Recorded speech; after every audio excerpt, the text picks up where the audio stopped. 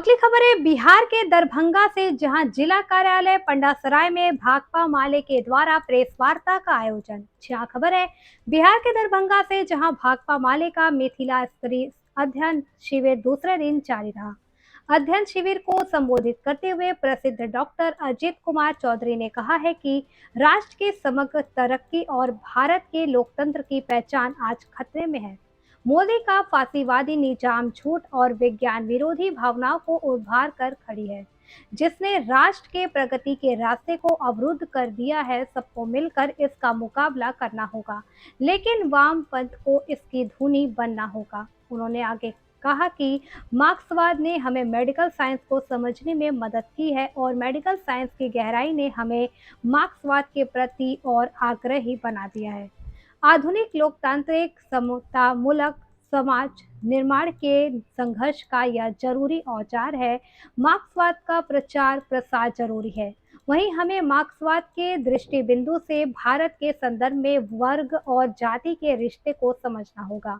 उन्होंने कहा कि भाकपा माले वामपंथी आंदोलन के इतिहास में इस मोर्चे पर कई नए आयाम को जोड़ा है, जो सीखने लायक है। भाकपा माले बिहार में वामपंथ का भविष्य है। इसके लिए अथक मेहनत करने वाले आप नेताओं कार्यकर्ताओं को सलाम है। इस मौके पर आयोजित संवाददाता सम्मेलन को संबोधित करते हुए माले पोलित ब्यूरो के सदस्य सह मिथिलांचल के प्रभारी धीरेन्द्र झा ने कहा है कि जिस तरह इंडिया के लोगों ने एकजुट होकर भारत को आजाद किया था, उसी तरह मोदी के फांसीवादी देश बेचो नफरत फैलाने वाली सरकार को विपक्ष का इंडिया गठबंधन परास्त करेगा। उन्होंने कहा कि भाजपा आरएसएस ने देश को अंदर से कमजोर किया है और देश के कई हिस्से में चिंतित करने वाली घटनाएं सामने आई हैं। लोग अब समझने लगे हैं कि मोदी सरकार देश पर बोझ बन गई है। इस बोझ को उतार फेंकना मौजूद समय का बड़ा राष्ट्रीय कार्यभार बन गया है।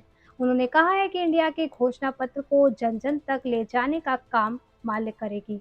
देखिए दरभंगा से डिस्ट्रिक्ट इंचार्ज रमेश कुमार शर्मा की रिपोर्ट। में हम अपने दस्तावेज का अध्ययन कर रहे हैं और जिस तरीके से हमारे देश में, हमारे जिला में फांसीवादी हमला कर लीजिए कि तेज हुआ है, जनता अधिकार के लिए लड़ रही है और कुछ लोग जनता को आपस में नफरत फैला करके, बांट करके पूंजीवादी शासन को स्थापित करना चाह रहे हैं। इसके खिलाफ देश और आज़ादी, संविधान, लोकतंत्र की रक्षा के लिए हम लोगों की पार्टी आने वाला जो 28 तारीख है, 28 तारीख से 31 तारीख तक हम दरभंगा के गांव में हम संकल्प सभा करेंगे। हम देश की आज़ादी में जो जिन लोगों ने शहीद हुआ, तो इन शहीदों के सपनों का भारत बनाना चाहते हैं, इसलिए उन शहीदों को याद करेंगे और संविधान, लोकतंत्र की रक्षा के लिए, फांसीवादी विचारों को भगाने के लिए 2024 में गांव से खदेड़ने के लिए सदस्य संकल्प लेंगे, शपथ लेंगे और जनता के सवाल पर आंदोलन को और तेज करने का गांव-गांव में अभियान चलाया जाएगा। साफ तौर पर कहा भी है, पहले भी कहा है, आज भी मैं कह रहा हूँ कि बिहार में भारतीय जनता पार्टी बुरी तरह से फंस गई है। विपक्षी दलों के महागठबंधन से वो डर गई है। अब उनके सामने में उन्माद और सांप्रदायिक उन्माद पैदा करने के सिवा उनके पास में दूसरा कोई एजेंडा नहीं है। हर जगह ये कोशिश करेंगे कि कुछ सांप्रदायिक तनाव की स्थिति पैदा हो, दंगा की स्थिति पैदा हो, समाज में विभाजन हो, समाज में नफरत की स्थिति बने और हम वोट की राजनीति करें, वोट की खेती करें। लेकिन मिथिलांचल के लोग, बिहार के लोग सजग हैं, सचेत हैं और नागरिकों की पहल से मैं तो मानता हूं कि जहां कहीं भी दंगा भड़काने की इनकी कोशिश हुई है, हमारा समाज ने पहल किया है। समाज के दोनों समुदाय के लोगों ने जो अमन भाईचारे के माने को पसंद करते हैं, उन लोगों की पहल से आग लगने से बची है और मुझे लगता है कि आने वाले दिनों में और लोगों को सचेत और संगठित होकर के इनका मुकाबला करना होगा। क्योंकि जब दंगा होता है, उन्माद फैलता है, तो उन्माद और दंगा में वोट की खेती तो जरूर होती है, भाजपा को फायदा जरूर होगा, लेकिन आपका घर उजड़ेगा, आपके परिवार के बच्चों की चैन समाप्त हो जाएगी और आपके पढ़ाई लिखाई रोजी रोटी सब बिखर जाएंगे। तो ये जो मैंने लोगों के हाथ में तलवार दे करके, लोगों के माथे पर ये बांध करके, तिलक लेकर के ये खेती कर रहे हैं, सभी बड़े लोगों के बेटे तो विदेश में पढ़ रहे हैं।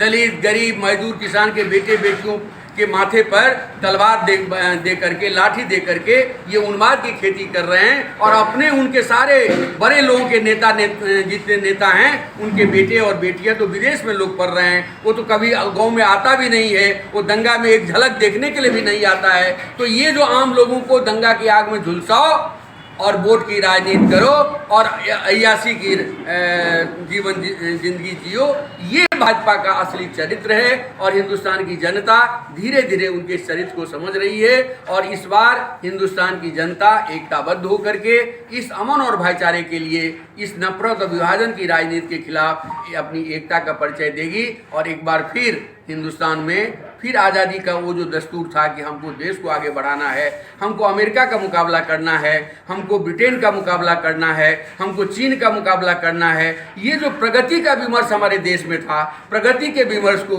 आगे बढ़ने के विमर्श को भाजपा ने पीछे धकेल दिया है और आपस में ही लड़ने को उन्होंने प्रधान एजेंडा बना दिया है। देश के भीतर ही दुश्मन तलाशा जा रहा है, देश के भीतर ही विभाजन की स्थिति पैदा की जा रही है। ये जो भाजपा की राजनीति है हिंदुस्तान के लोग समझ गए हैं और काठ का हारी दोबारा नहीं चढ़ता है, ये जुबान पर लोगों की चढ़ गई है और निश्चित रूप से इंडिया जीतेगा और ये फिरका परस्त की जो ताकतें हैं वो परास्त होंगी। हाल में पटना में हम लोगों की पार्टी का राष्ट्रीय महाधिवेशन हुआ था। तो राष्ट्रीय महाधिवेशन से जो हम लोग के दस्तावेज पारित होते हैं, तो दस्तावेज का एक सामूहिक अध्ययन पूरे देश में चलता है। तो एक उन दस्तावेजों का अध्ययन के लिए ही मिथिला स्तरीय ये प्रशिक्षण शिविर है, अध्ययन शिविर है, जिसमें हम लोगों ने अपने दस्तावेज पर चर्चा की है, उसका अध्ययन किया है।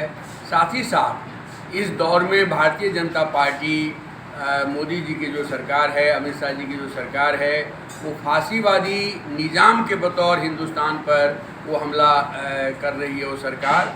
और ऐसे में बहुत सारे प्रश्नों को जानना, समझना, बुझना जरूरी है। देश की अर्थव्यवस्था को जानना जरूरी है, देश की आर्थिक स्थिति को जानना जरूरी है, सामाजिक हालत को जानना जरूरी है, शिक्षा स्वास्थ्य की नीतियों को जानना जरूरी है। और हमारे देश में अभी मणिपुर जल रहा है। उत्तर पूर्व के बारे में हमारे लोगों को बहुत कम जानकारी होती है, हमारे देश के लोगों को भी कम जानकारी दी जाती है। तो उत्तर पूर्व के राज्यों में राहुल गांधी ने ठीक ही कहा कि मोदी जी की सरकार ने किरासन तेल पूरे देश में छिड़क दिया है, कहीं भी एक तिल्ली जला करके फेंक दोगे तो देश जलने लगेगा। ये जो मणिपुर 2.5-3 महीना से जल रहा है और हिंदुस्तान का प्रधानमंत्री चुप है, देश के संसद को भी संबोधित करने के लिए तैयार नहीं है।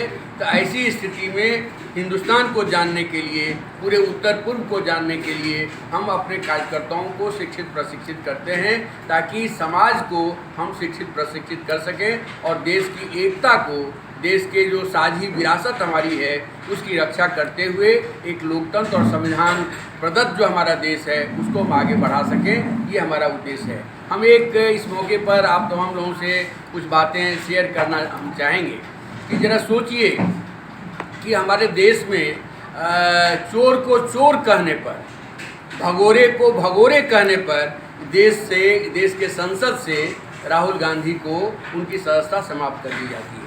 लेकिन आपको आश्चर्य होगा कि पिछले एक सप्ताह से भारत की जो न्यायपालिका है उसके सर्वोच्च आसन पर जो बैठे हुए चंद्रचूड़ जी, उन्होंने तो बात यही कही कि सरकार यदि मणिपुर पर एक्शन नहीं लेगा तो हम अपने संविधान प्रदत्त दायित्व के तहत मणिपुर में हम हस्तक्षेप करेंगे।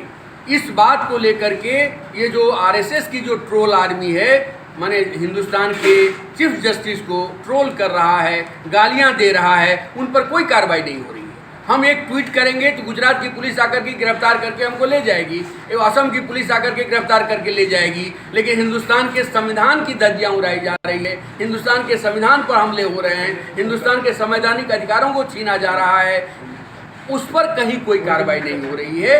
तो मैं मानता हूं कि हिंदुस्तान में मोदी जी के निजाम ने हिंदुस्तान के संविधान को, लोकतांत्रिक व्यवस्था को, हमारे लोकतांत्रिक प्रावधानों को, जनता के अधिकारों को बुरी तरह से तहस-नहस कर दिया है।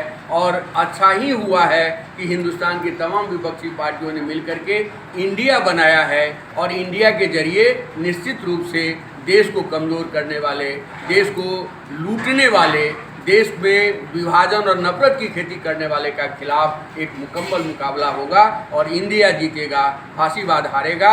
और फासीवाद उसी तरह से हारेगा जिस तरह से जर्मनी में हिटलर की हार हुई थी, और जर्मनी में कोई नाम लेने वाला हिटलर का नहीं है।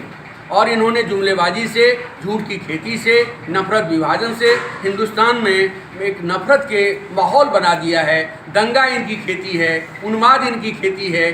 खेती कैसे होगी? बारिश नहीं हो रही है, सुखाड़ पड़ रहा है, किसानों को पानी कैसे मिलेगा, लोगों को पीने का पानी कैसे मिलेगा, लोगों को रोजगार कैसे मिलेगा, हिंदुस्तान की अर्थव्यवस्था कैसे आगे बढ़ेगी, ये इनकी चिंता में शुमार नहीं है। इनकी चिंता में शुमार है सांप्रदायिक उन्माद की खेती करना, नफरत और विभाजन के व्यापार को बढ़ाना। तो हम नफरत का मुकाबला मोहब्बत से करेंगे और हिंदुस्तानी अवाम ने मिल करके, एकता बना करके इस देश को आज़ाद किया अंग्रेज़ों से। एक बार फिर हम ये जो आरएसएस के जरिए हिंदुस्तान को, उनकी आज़ादी को छीनने की कोशिश हो रही है, उसको लेकर के एक बड़े मुहिम में हिंदुस्तान के लोग उतरे हैं। और उस मुहिम में वामपंथ की बड़ी भूमिका है, भाकपा माले की बड़ी भूमिका है। हम देश के तमाम नागरिकों से भी कहना चाहेंगे कि इस बार की लड़ाई देश बचाने की लड़ाई है, फिर से आज़ादी और संविधान को बचाने की लड़ाई है। आप सब लोग इस लड़ाई में आइए।